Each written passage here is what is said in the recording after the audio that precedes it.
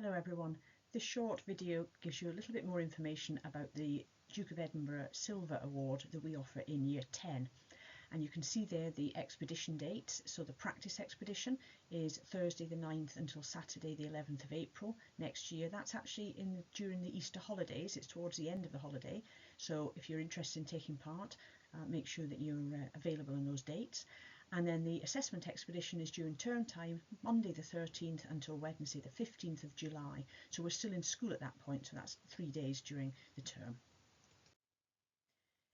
So if you did bronze last year, then first of all you need to complete that. You need to have it all signed off before you can sign up to silver. If you didn't do bronze and you would like to do silver, then think very carefully about that. Are you able to give the commitment?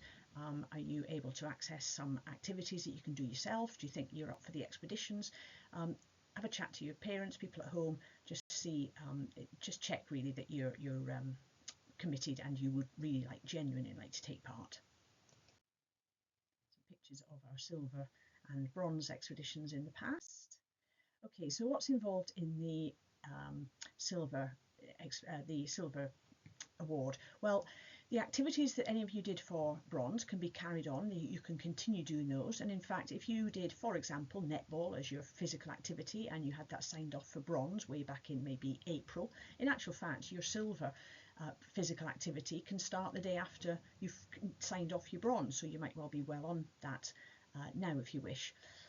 If you didn't do bronze, or if you have not completed all the activities, in other words you haven't got all the assessor reports, then you would be what's called a direct entrant, and you have to do one section for 12 months, one section for 6 months, and one for 3 months. That's rather longer than if you have completed bronze. So if you took part in bronze but haven't yet had it signed off, the key thing is get that signed off straight away, because then you would be doing the 6 months volunteering, 6 months of either physical or skill, and 3 months for either physical or skill, whichever one you didn't do for 6 months. You should try and set some objectives that are maybe a little bit more challenging, a little bit more ambitious than you did at bronze level. So maybe you're helping out a little bit more during your volunteering, you're stepping up maybe your physical goals, etc. And the expedition is another step up. It's a 3-day expedition consisting of sorry, I've just seen there's an error here. It's 3 days, 2 nights. My apologies, it's 2 nights, and sometimes in slightly more hilly terrain.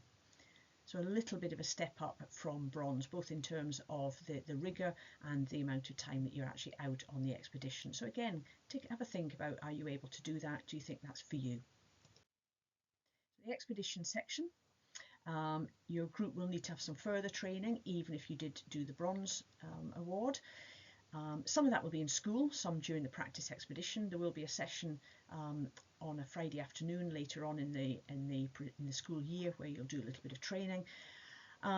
You can choose your own groups, so there will not be that setup that we had for bronze where you are allocated people in your group. You are able to make a choice about your own groups. Everybody has to have a group, of course. I think the key thing to say at this point is you need to be taking seriously what you're doing for your expedition. You need to be prepared to listen to the instructor when they are giving you information about developing or learning new skills, and following those instructions. And working as a team becomes even more important.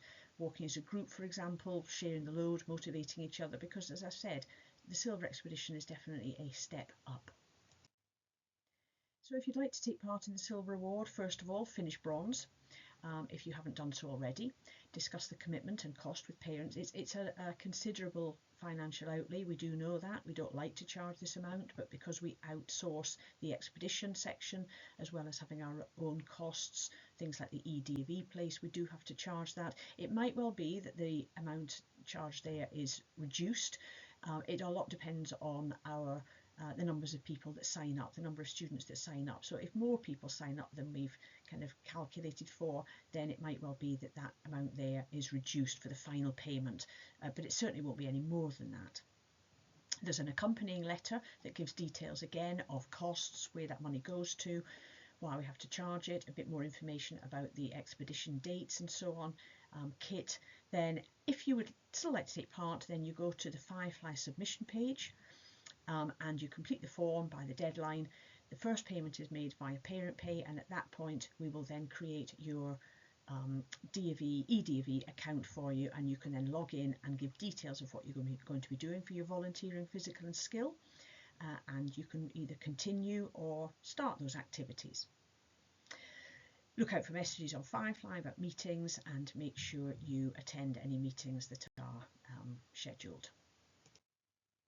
A couple of links there, that's to the Firefly information page, the submission page there, which is the page that you go to if you would like to take part, and then the DofE website there that gives you more information. So you can continue with the same activities that you did at bronze level. You can do the same volunteering activity, the same physical activity, the same skill, or you can choose to do something different if you would like and start something different.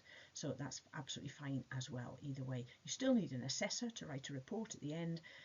Any adult, not a family member. So I hope you found that useful.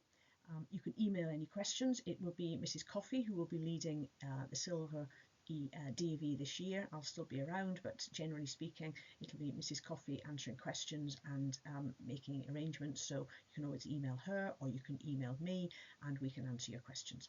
Okay, bye for now.